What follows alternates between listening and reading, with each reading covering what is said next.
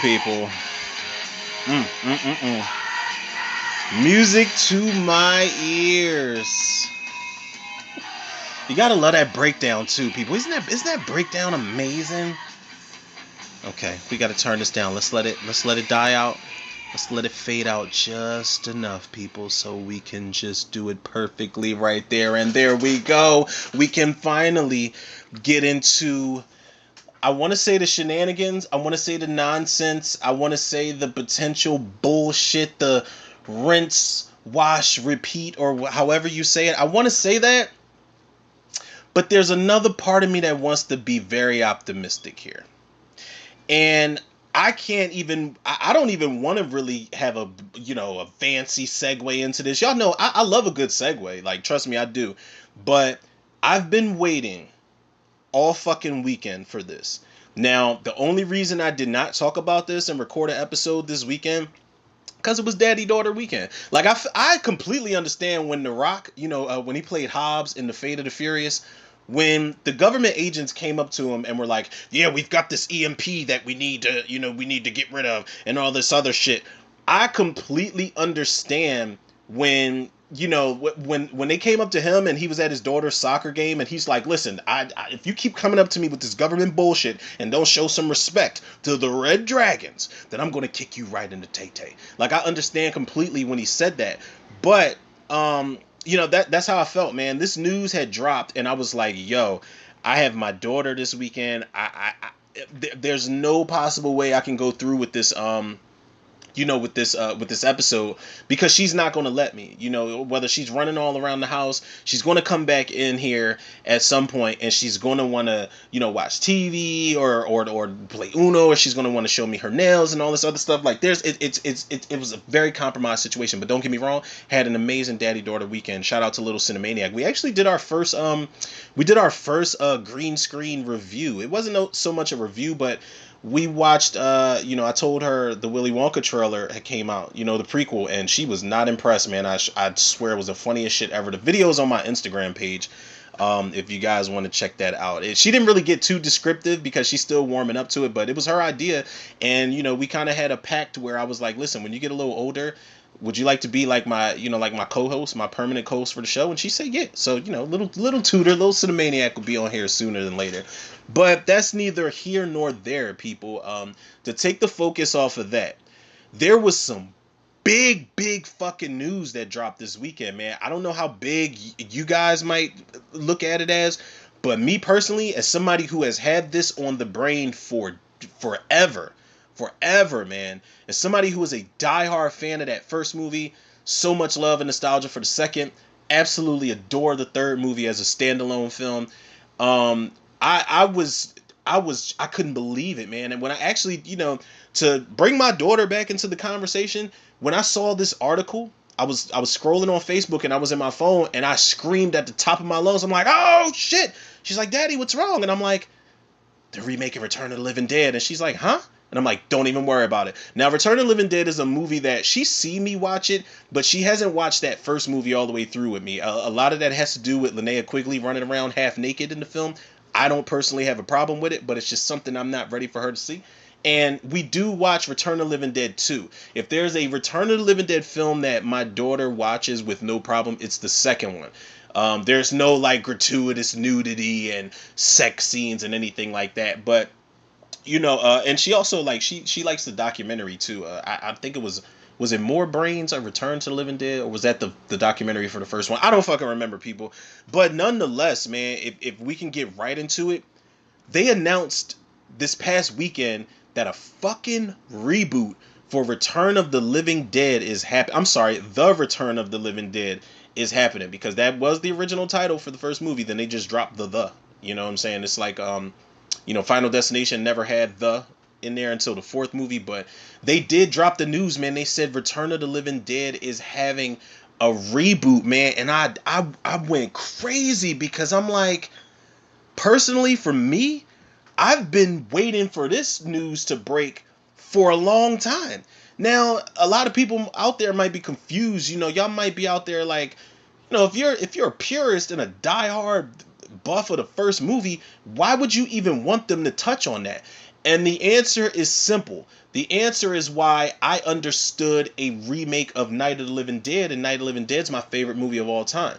There's a reason why I understood a remake of Dawn of the Dead and, House of Wax and things of that nature. There's things that you can possibly expand on when you do a remake or a reboot, a requel, reimagining, whatever the fuck their fancy term is nowadays. Doesn't matter.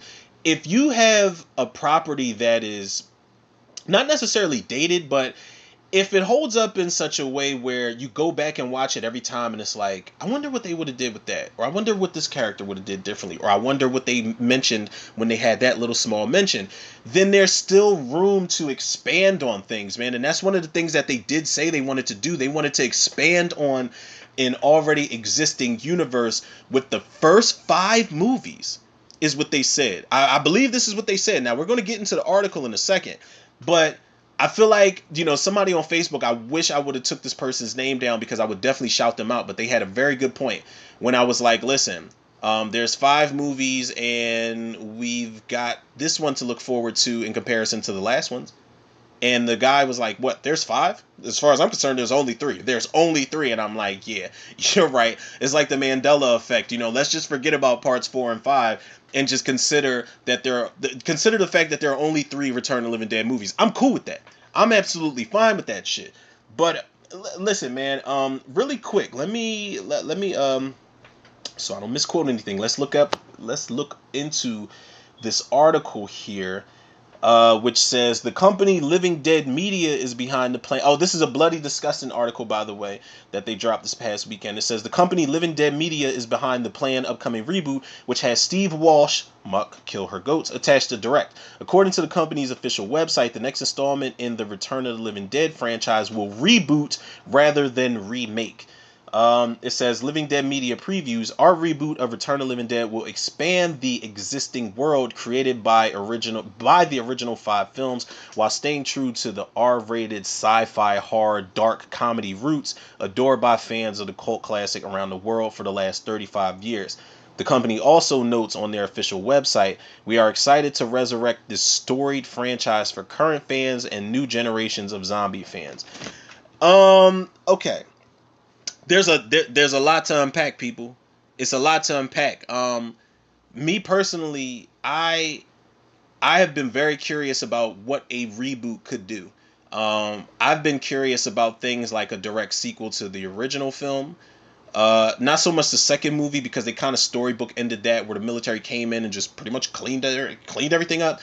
I've always wondered what Brian Yuzna was going to do with his intended sequel to Return of the Living Dead 3.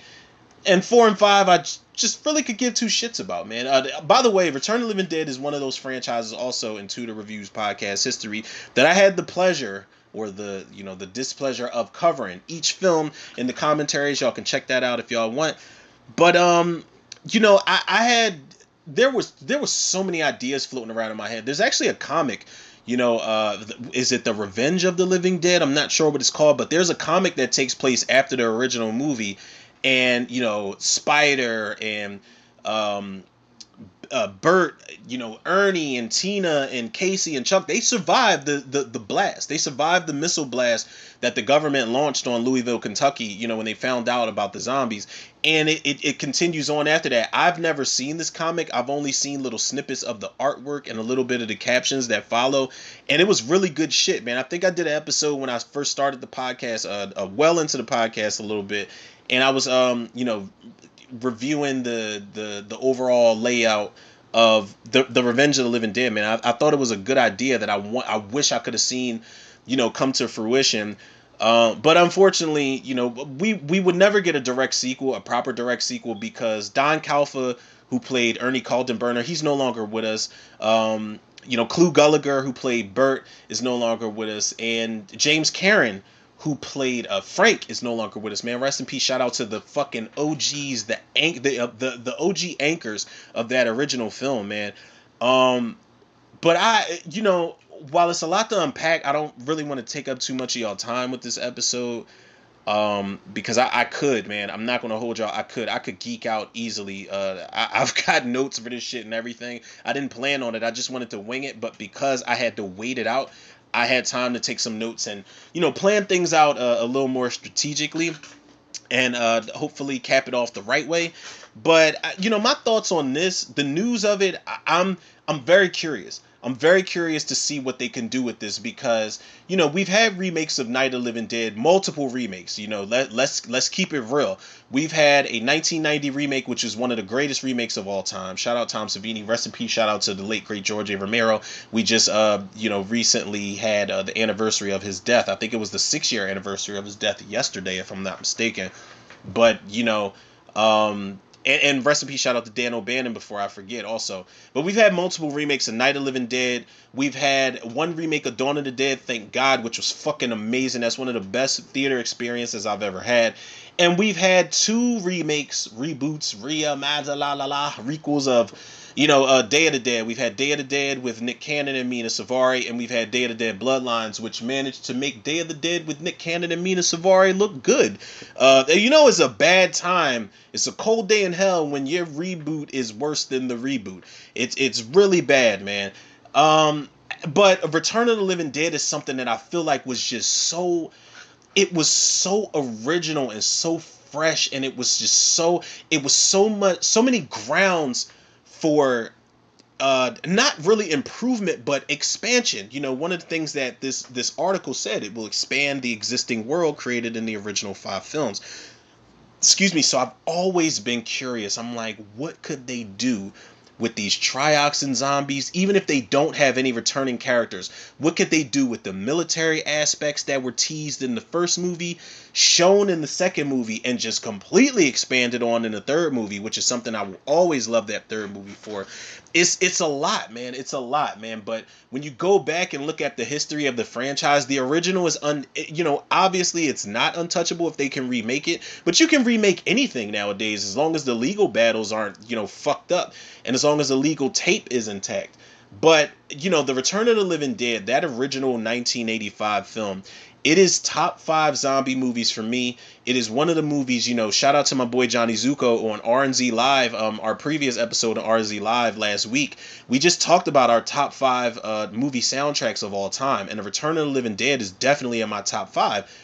The soundtrack, the look of the movie, the authenticity, there's so much going for this movie, man, that it's so groundbreaking.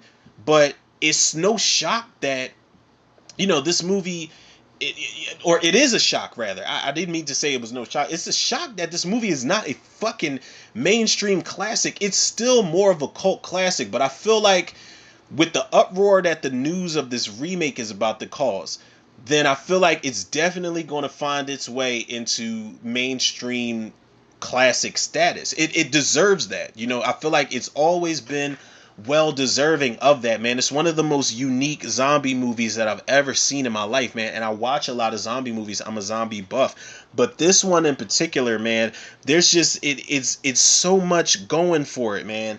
And that original movie, you had god damn, man, you had like I said, Dan O'Bannon writing. And you had oh my god, what's the guy's name who was doing? William Stout was doing the special effects and the production design and things like that. You had James Cameron, like I said, James Cameron, Clu Gallagher, Don Calfa, Tom Matthews, Miguel A. Nunez Jr., Beverly Randolph, rest in peace, shout out to Mark Venturini, he's in here. Linnea Quigley, like, who was a 80s and early 90s scream queen, for God's sakes, man. It had everything going for it. You had an ending that was not your average happy ending, that was just like pretty shocking for the time, man, where you had this ending where you think that the government might come in and save everybody, but they do what the government looks like they would do, which is nuke the fucking place. Like, yeah, where you guys at, and how many zombies, and how many, and why didn't you call this number? Okay, cool, launch. Boom. That's how the fucking ending was, man. It's still one of the greatest and most salty fucking endings of all time. Then you get to Return of the Living Dead 2, directed by Ken Wiederhorn. And if you go back and watch there's a documentary on Return of the Living Dead 2. Very informative, very decent, by the way. But if you go to that documentary, a lot of people say that Ken Wiederhorn had no fucking clue what he was doing. He had no love for the genre whatsoever. He was just making a movie that, production designer William Stout said that was completely plagiarizing that first film. So him and Dan O'Bannon said that they wanted nothing to do with the film. I think the only people to come back for that second movie were James Karen and Tom Matthews and Alan Trutman, who played Tarman. We're not even going to talk about Tarman, one of the greatest zombies of all time, pure nightmare fuel, but he came back for it. Return of the Living Dead 2, I completely understand the problems people have with it. I understand that it's too familiar. In comparisons to like sequels or remakes or reboots, whatever you want to call it, that's one of the problems I had with Rob Zombie's Halloween. That first Halloween movie was that it was very familiar to the first one. They very much copied a lot of scenes to play it safe and to win the fans over and to have the nostalgia factor pop in. But Return of the Living Dead 2 is one of those movies and I've said this before in episodes prior, is one of those movies that I used to go to the video store and stare at that front cover, man. And it wasn't until I finally was able to rent that film that it left the mark on me. The practical effects are fucking top notch. The comedy, they didn't even care to go scary. There's not many moments that are really scary in part 2, but they went full blown comedy and it's fucking hilarious. The scene where that hand goes crazy in the back seat of that car, that's one of the funniest moments in the entire franchise, and I really respect them for embracing the comedy aspect, but I can understand the problems people have with part 2 and why it lost them. Now when you get to part 3, Brian Yuzna, man, big shout out to him. They had a very limited budget here. It was a decent budget for the effects that they came out with, but it was very limited compared to the last 2 movies. But what I love about that limited budget was that it gave them, was it Steve Johnson? I can't remember the name of the guy who did the special effects, but it gave them a chance to showcase their talents with these zombie effects. Every zombie in Return of the Living Dead 3 looks different. There isn't a zombie you confuse for another one in that film. The practical effects are fucking amazing in that movie. The gore effects are nasty. They still hold up. 95% of those gore effects still hold up, man. And they put a lot of tender love and care into that movie. Melinda Clarke is amazing in that movie. I know some of the scenes are very dramatic, but as far as somebody who has to place, a person who was alive and died and came back to life and wants nothing more than to be alive while she's embracing the fact that she's dead, while she has to inflict pain on herself to not eat brains, it's a very heavy-handed role, man, and I think Melinda Clarke did a great job in it. J. Trevor Edmond, Basil Wallace, Kent McCord, Sarah Douglas, they took all the, any comedic elements of Return of the Living Dead 3, for me, are unintentional, or they are very light. The humor is extremely light in that movie. And they just fully embrace the horror and the serious tone of it, man. It plays out more like a tragic love tale, man. Romeo and Juliet with zombies. And I love it's a chain reaction of, Julie comes back to life and she bites this one person and that person bites somebody else and that person bites somebody else. I love that idea. And I love that they made the military aspect that they teased in the first 2 movies. They made it a focal point, very much a focal point in those films, man. And I really appreciate that shit. Then you get to parts 4 and 5. Hold on 2 seconds, people. I had to take a sip of my brewski for that. You get to parts 4 and 5. Complete shit show. And it's fucking wild because me and my daughter over this past weekend just watched 8-Legged Freaks, which is the same director of the Return of the Living Dead 4 and 5. And it's like, how do you go from that to those to this? How? They didn't even try. They had there's something that I put on Facebook a while back, and I said, if there's one thing I give Return of the Living Dead 4 credit for, it's the audacity. You motherfuckers had the audacity to throw Easter eggs in there and throw classic lines in there and recycle this and recycle. Nah. Now, one thing I will say they tried to expand on, if we're going to talk about expansion, that seems to be an ongoing theme in this episode. They tried to expand on the fact that the zombies were going to be weaponized at some point. That was something they were trying to do to Julie when they caught her and so on and so forth. But they were going to try to weaponize these zombies, man. And they took that and fucking ran with it and tried to create Nemesis in the last or in one of the Return of the Living Dead movies. Man, it's fucking ridiculous. I don't understand. We're not even going to do that. But if we can get back to the focus, let's get back to the task at hand here, people. So now that we know we have a Return of the Living Dead reboot actively in the works here, there's one big question amongst a couple questions. We got a couple questions here before we wrap this up. We're going to get to them, people, in due time. In due time, who's directing this? Now, the guy directing this film is a man by the name of Steve Walsh. Now, I didn't pay no mind. I just saw that they said Steve Walsh, and in the parentheses it said Muck, Kill Her Goats. Those were the two films highlighted. I'm guessing those are fan favorites. I'm not sure. But there's a man by the name of Steve Walsh who is directing these, this reboot here. And I said, okay, let's give the guy a chance. But then I said, wait. I said, hold on one goddamn minute.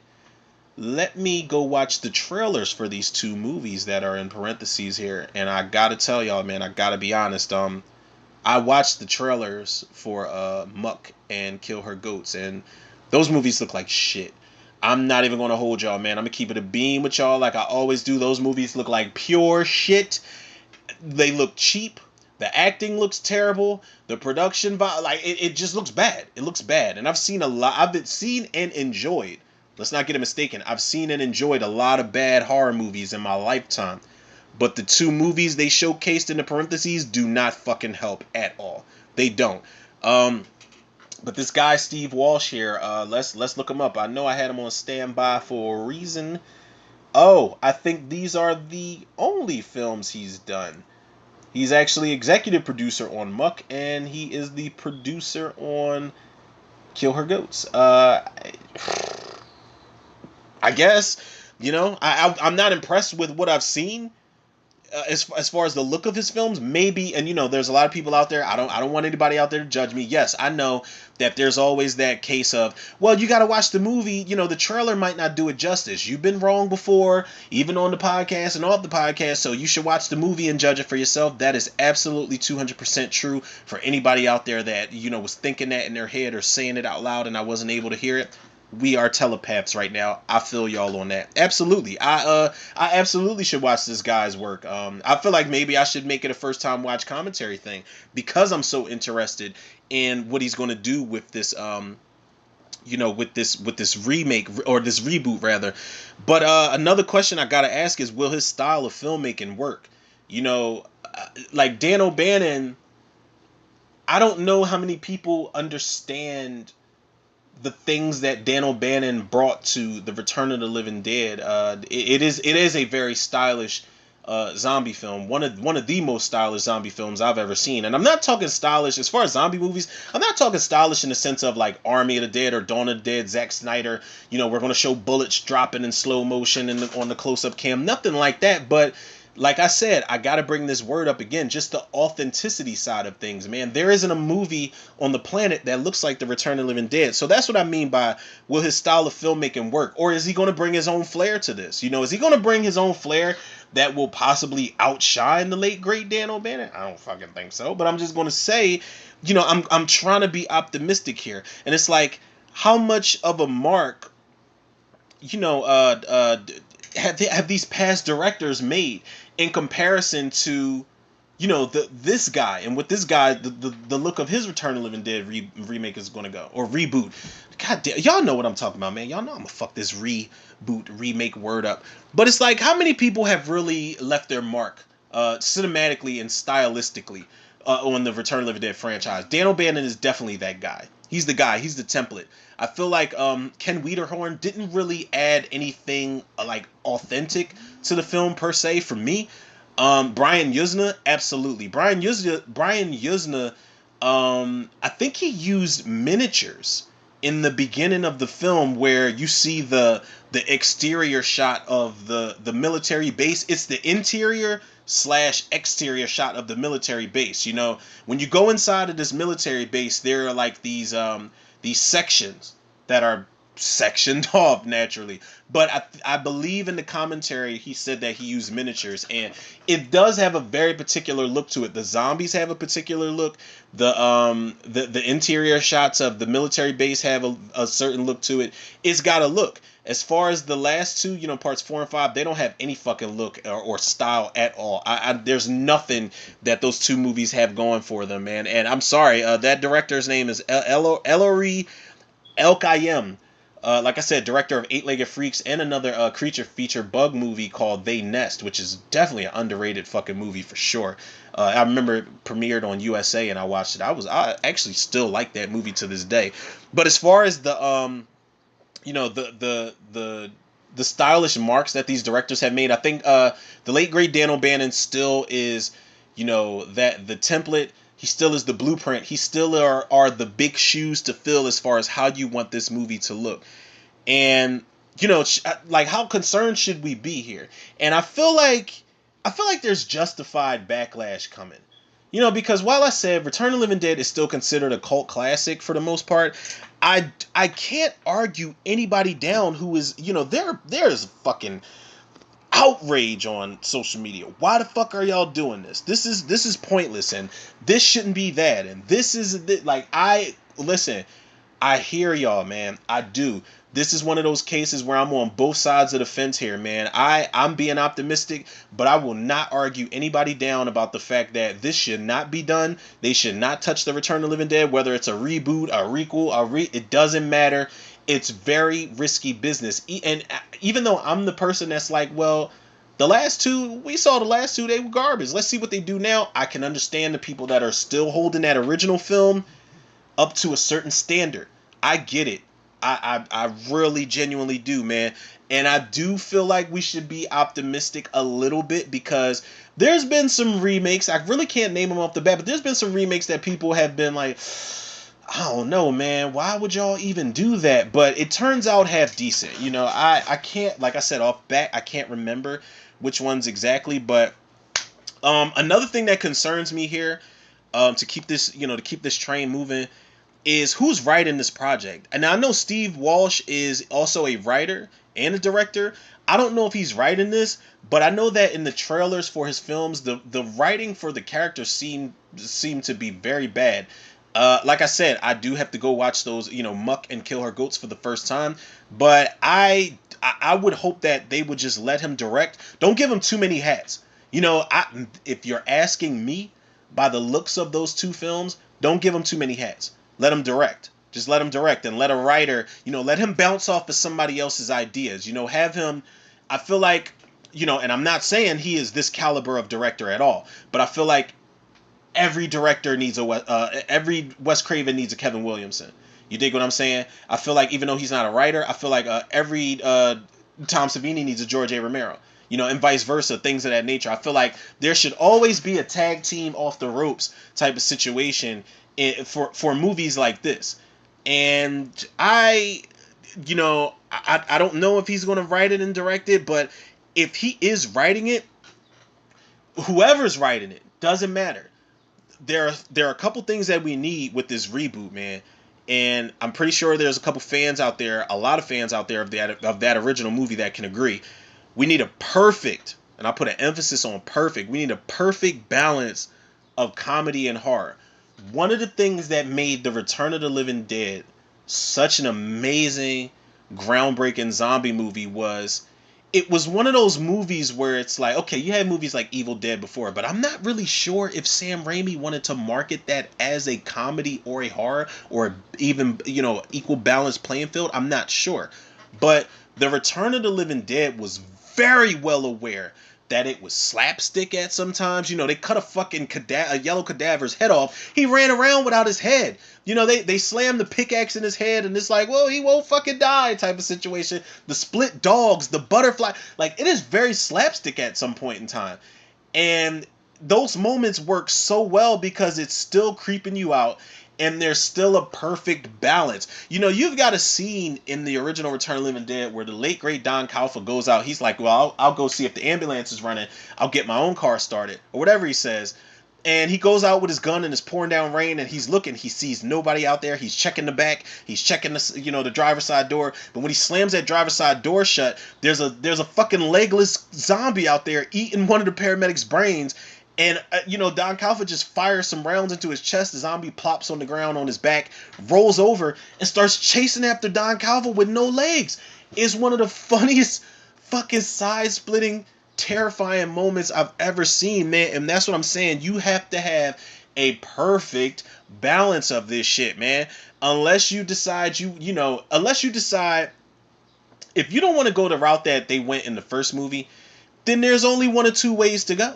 You're either going to go Ken Wiederhorn, Return of the Living Dead 2, full-blown comedy, which I don't know how many people will appreciate that, or you're going to go Brian Yuzna, full-blown seriousness, dark gothic horror type of shit. You know what I'm saying? That it is a very risky situation, man. But you have to have a perfect balance. For me personally, I feel like it has to happen, man. We haven't seen that done for the last several films.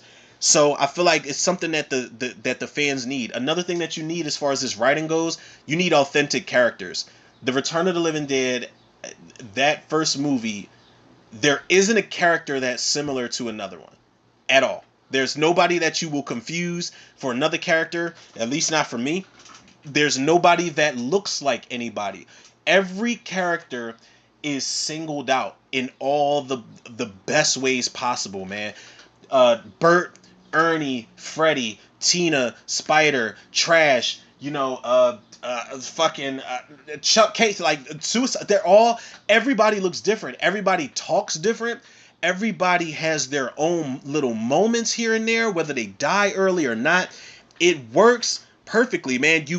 This movie will not work if it's not character driven, because at the end of the day, like there's something that I always notice, and this is something I always tell people.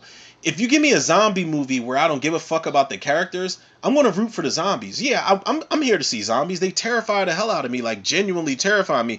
But if I don't give a shit about the characters, then there's not gonna be really much else there for me. That is a big fucking takeaway for me as a zombie fan, because one of the things that I love about zombie properties, whether it's a TV show, whether it's a movie, a short film, it's not really about the zombies at the end of the day. It's about the fucking destruction and just the dysfunctional side of the humans that can't even coexist long enough to survive the zombies. We are the threats. It's not the undead corpses walking around trying to eat human flesh, or in this case, human brains. It's the people. The people can't survive.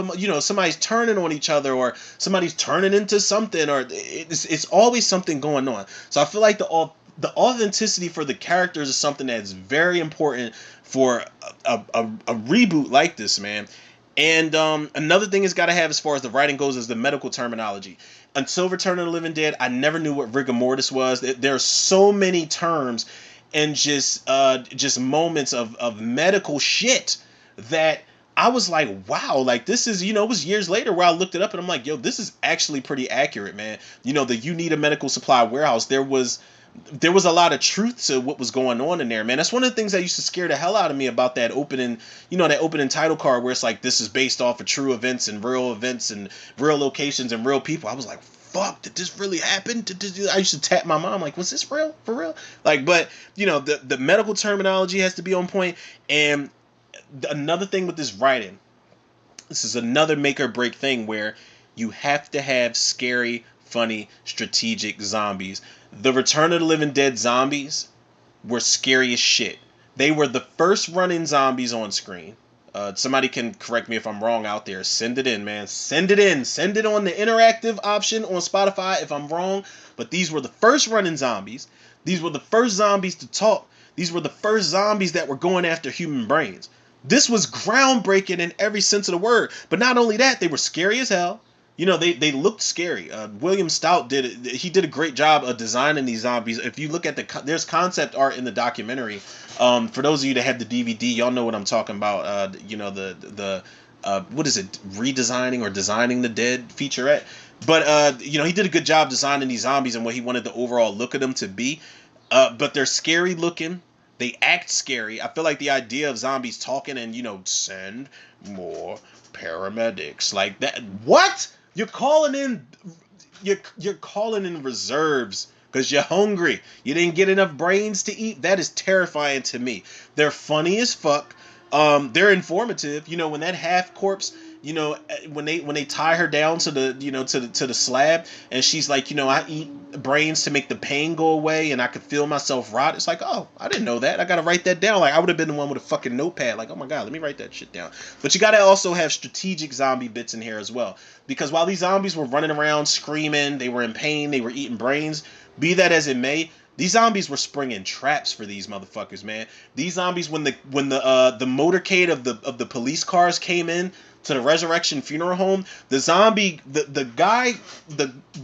cop was waving like the little flare in the air for them to stop, and then the zombies ambushed them. They knocked down the motor, the police blockade, and ate the reserves. These are, listen, strategic zombies, man. You don't get that. Tarman set the tone for all the strategic zombies, because when Tina was hiding in that closet in the basement of the You Need a Medical Supply warehouse, Tarman he put a chain around the doorknobs and was turning the crank to fucking open up the door. Like, it was like he was opening up a can of sardines to just eat his food. That's what he was doing. So we need strategic zombies. Another thing that is very important, the look of this movie. Every set piece in this film needs character. Again, let me repeat that.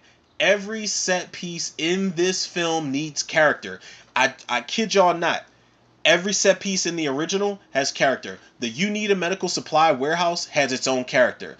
The Resurrection Funeral Home has its own character. That cemetery has its own character. Colonel Glover's big ass fucking military mansion with 2 guards on deck and his wife in there making dry ass lamb chops every day, it has its own character.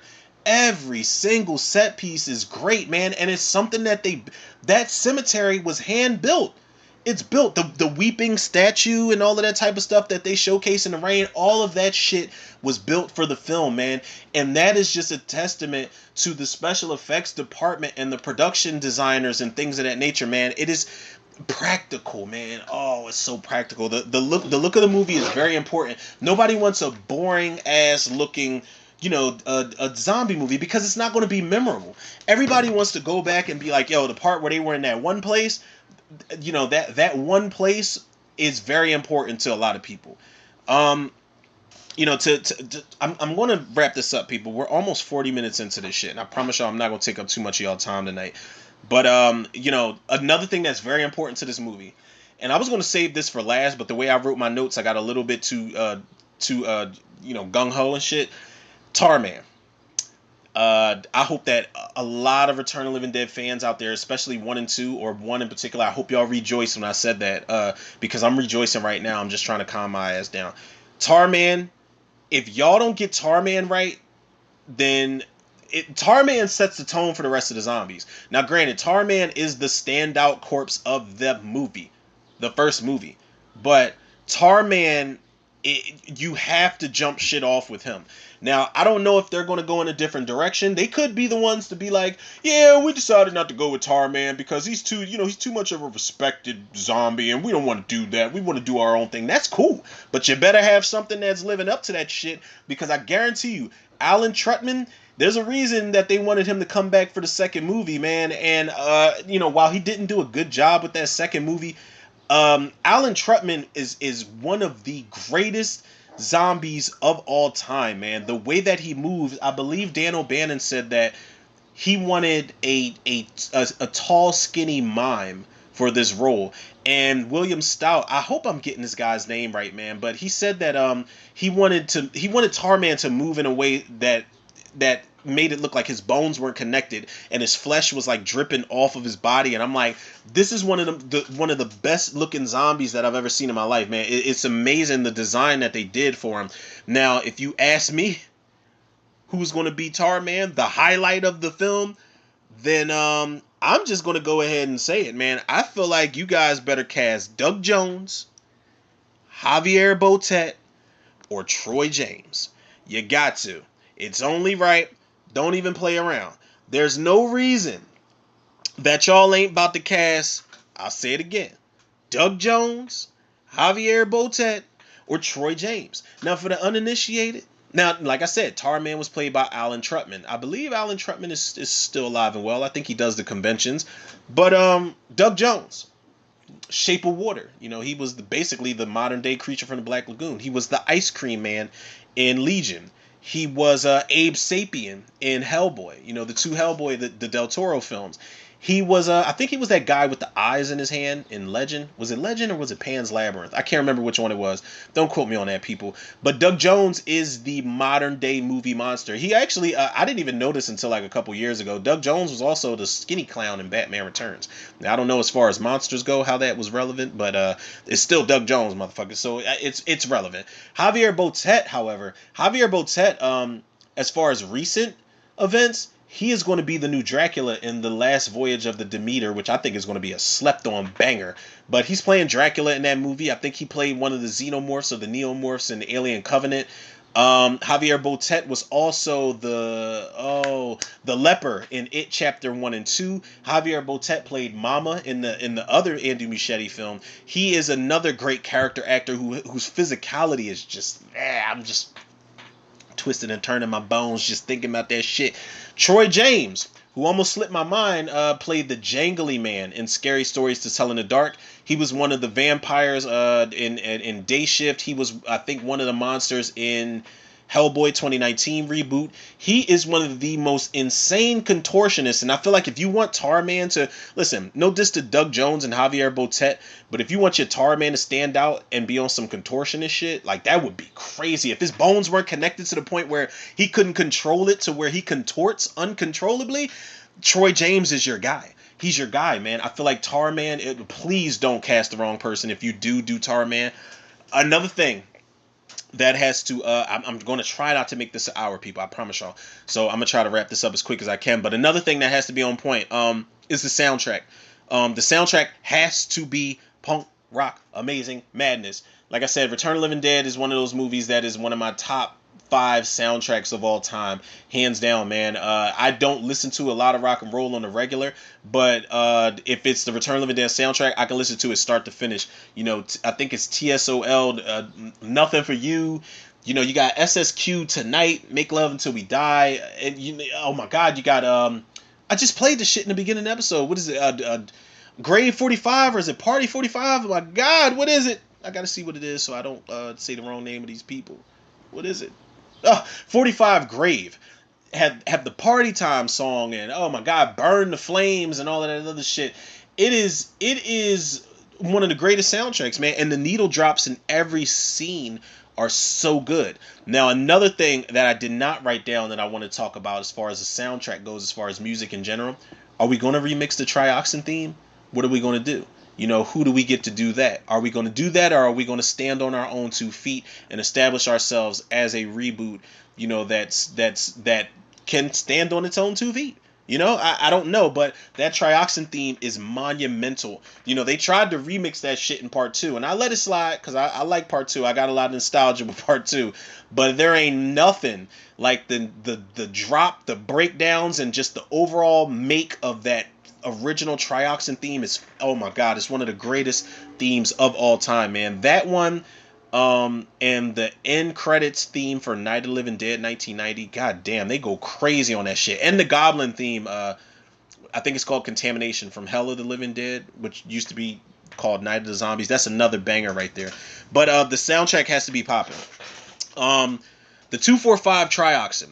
It might be a small nitpick, but I feel like as far as continuity goes, which this franchise is not really all that big on, you know, as far as continuity goes, if you want to do continuity, what are we doing here with the 245 Trioxin? And I don't mean the barrels. I feel like the barrels can vary, but I do like the look of the first 2. I wasn't really crazy about the look of the third one. The fourth and fifth movies, they did try to make it look more classic, but fuck those movies, man. But as far as the Trioxin, I mean, what are we going with? Are we going with yellow gas from the original movie? Are we going with green gas from the second movie? Or are we going with straight up white gas from the third movie? I think 4 and 5 had green gas as well, but doesn't matter because, like I said, fuck them movies. Now, another thing, like if we're going to talk about consistency and continuity or lack thereof, what are we doing as far as how to kill the zombies in this reboot? Because, you know, if we've been keeping track, there have been different ways to kill these zombies every movie. With the exception of the last 2, there's been different ways to kill these zombies. The original film, you can only kill the zombies by burning them. You know, you got Clu Gulliger, you got to totally reduce them to ashes so they stay away from you, or whatever the fuck he said. You know, you got to cremate them in the original. Electrocution was the way to get rid of them in the second movie. Then in the third movie, you had acid projectiles to pack them up and store them away for the next time. And then in the, you know, parts 4 and 5, you had the zombies that could be, you know, disposed of by just a quick headshot, which I didn't understand, because if this was another thing that made the movies authentic. These zombies, you couldn't kill. Tom Matthews' character Freddy said it perfectly. How do you kill something that's already dead? And they tried pickaxes to the head. It didn't work, and that was one of the best things about the movie was these things are reanimated corpses. You're not just going to kill them by cutting their heads off or putting something through their brains. No, it doesn't work like that. You have to burn them up. It's not going to be that easy, and I feel like that's something that adds to the threat of the trioxin zombies, where it's just like, damn, if we can give them headshots, we can kill them like any other Romero zombie movie or any other zombie movie. We don't want that for this. It's one of the things that made the franchise stand out. So how are we going to be able to kill these zombies? I hope they go back to the cremation shit, because I don't think anybody is just regularly going to have on deck a fucking flamethrower. So we'll see what happens, man. And before we close it out, cameos. Who the fuck are we going to have for the cameos? Because it's got to happen. You got to have some OG cameos up in here. You can't have Return of the Living Dead with no cameos. Now, I feel like the first person in order of business that you need to contact for a cameo, she did a cameo for Night of the Demons, the remake. She was in the original. Can we get Linnea Quigley in here? Now, I'm not saying she has to get naked and dance on top of a tombstone. I'm not saying that. It's not like anybody would mind, but Linnea Quigley, I feel like she is horror royalty, scream queen shit, man. Let's get Linnea Quigley to pop up. Maybe she can be the Colonel's wife or something like that. I don't know if she would be down for a role that is that tame, because even in the the Night of the Demons remake, she has a moment where she bends over. That's probably Linnea Quigley honking outside right now. She's probably like, yo, I agree, honk. But she even had a cameo in the Night of Demons remake where she bends over and she's got like the same outfit that she had on in the original film. But she bends over and it's a shot of them panties. You know what I'm saying? But, Linnea Quigley's my go-to. But if you can't get Linnea Quigley, I feel like Tom Matthews would be a good cameo to have, because Tom Matthews, he's a very loyal genre guy, man. He goes to a lot of conventions. He signs a lot of autographs, does a lot of interviews. He's in a lot of fan films, man. I got a lot of respect for Tom Matthews, man. And he was in 2 films. So I feel like it'd be good to get him back. If you can't get him back, the third person, I wasn't going to go crazy with the cameo ideas, but the third person I would want to have is one of my favorite character actors of all time, who is Miguel A. Nunez Jr., who played Spider. I feel like Spider would be amazing, or Miguel A. Nunez Jr. would be amazing to see make a cameo appearance in this movie, man. The guy still looks just as young as he did in this in the original film, man. He I follow him on Instagram, man. I'm still trying to get a fucking interview, man. God damn. Miguel A. Nunez Jr. and Linnea Quigley. I'm trying to get an interview with both of them. I'm going to tag both of them here. And it's crazy. Speaking of cameos, I saw in the comments section, I'm not sure if this was the real Beverly Randolph's Facebook page, because there are weird people out here who perpetrate like celebrities. But Beverly Randolph, who played Tina in the original film, she commented on a post that I was in the comments section of, and she said that she really doubts that this film's going to happen. The rights are all over the place, this, that, and the other. Now, I don't know if she was saying that just because she didn't want it to happen. You do have cases where there are a lot of celebrities or actors that were in these films prior where it's just like they don't want to see it happen because they're so attached to their parts in the original. But I'm not sure, but as far as I've seen, it's happening. So we'll see what happens, man. And I will say this before we close out. Keep Brian Peck the fuck away from this movie. If you guys don't know why I'm saying that, do your research on Brian Peck. Now, I didn't really mention him a lot. Brian Peck played the role of Scuzz in in the original movie. And from what I've read, Brian Peck he's a very bad man. Very bad man. He's into some bad, morbid, nasty shit. So do your research on that and look it up, people. I won't even go as far as to use the platform to really talk about that. Or even make any jokes, because y'all know if I'm gonna make some jokes, then I'm gonna roast that motherfucker. I'm not gonna do that. But that's neither here nor there, people. In closing, because I almost took up an hour of y'all's time here on this episode. In closing, people, I'll say this. This is a make or break remake right here, or reboot. I'm sorry.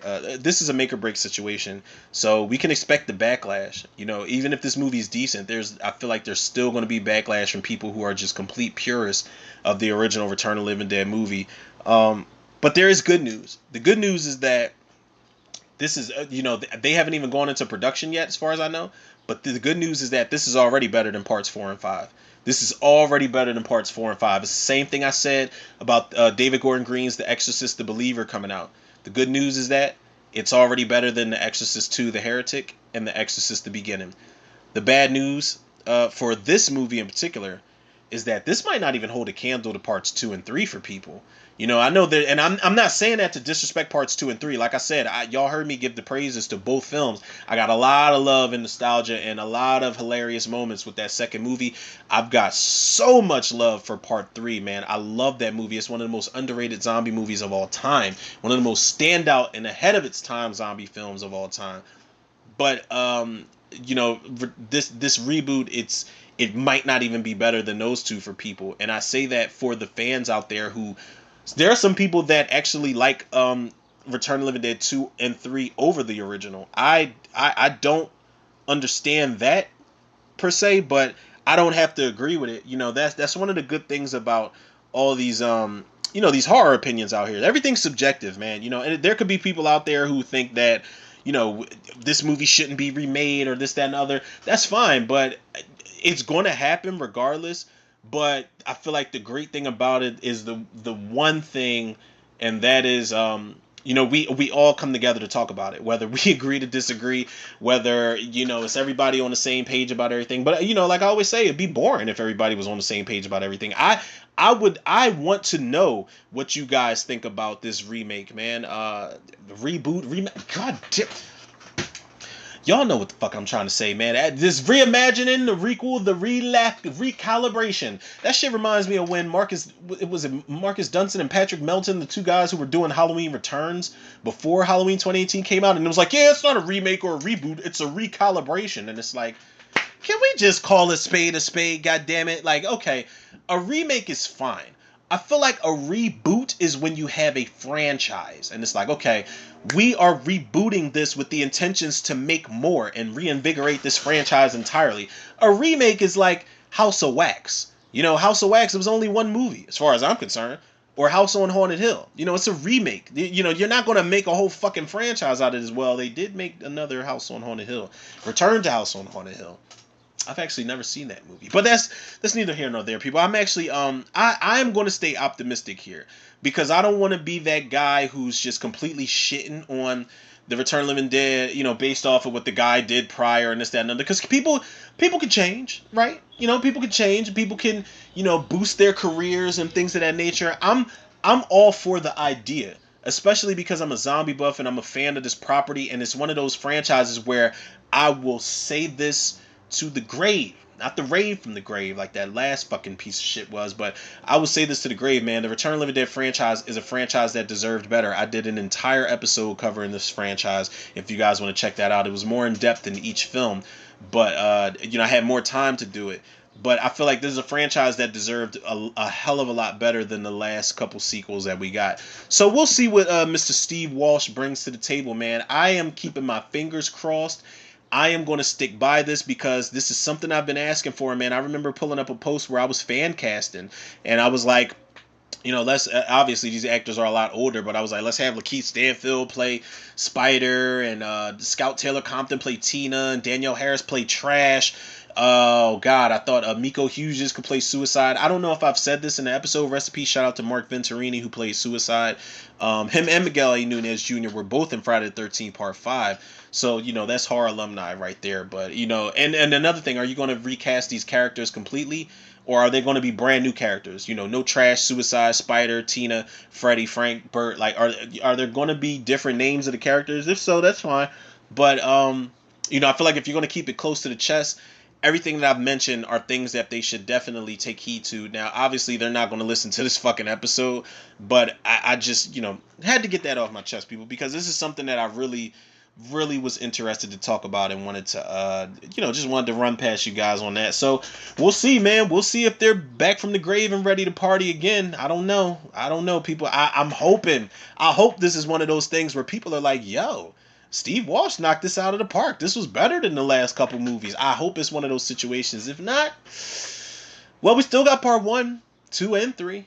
But in particular, we still got part 1. It will always exist, people. It will always be one of the greatest zombie films of all time. The greatest zomcoms, to be exact, of all time, man. Rest in peace, shout out to the late, great Dan O'Bannon, man. You gave us a banger that will forever live on, man. And it will forever just be imitated and whatever you want to call it, man. But people, Y'all already know where to go, man. And if y'all don't, y'all can follow the podcast on Spotify, iTunes, Google Podcasts, Apple Podcasts, Overcast, Pocket Cast, Breaker, Radio Public, Podbean, and Podcast Addict. Shout out to Spotify for podcasters. Follow me on Facebook, Instagram, and TikTok, Romero Tudor. Shout out to the Facebook movie group, The Cinemaniacs. And last but certainly not least, shout out to the Tudor reviewers, the listeners, the lovers, the supporters out there, man. Got some good shit coming this week, man. I told myself, I made a post about it, and hopefully I stick to it, and I'm not full of shit this time around. I said I'm going to make this a fun week, man. I picked a bunch of fun, obviously they are movies that you guys have requested. Some of you guys have requested, and the ones that I picked out, I'm like, okay, this is fun. I want to make this a fun week, man. Last week was pretty decent. It was pretty productive. I was very much inspired this past weekend, very much inspired today. So I said, let me get the ball rolling and pick out some commentaries that, whether they're first time watches or not, there's a couple first time watches, a couple ones I've seen, but let me pick the ones out that are going to be fun. I think the last commentary I did was Annihilation, first time watch. You guys can check that out if y'all want, but that was an experience, man. They was fucking around in that shimmer. It was no joke in there, I promise y'all. But if y'all listen to the commentary, or actually, even if y'all don't listen to the commentary, I would recommend the movie Annihilation, man. It is a very interesting take on some things. Supernatural. I will not say anything other than that, people. But y'all already know the love and support that y'all show me. I show it back to y'all tenfold and then some. So with that being said, people, yours truly, Romero Tudor. Another episode of Tudor Reviews in the can. I'll check y'all on the next one.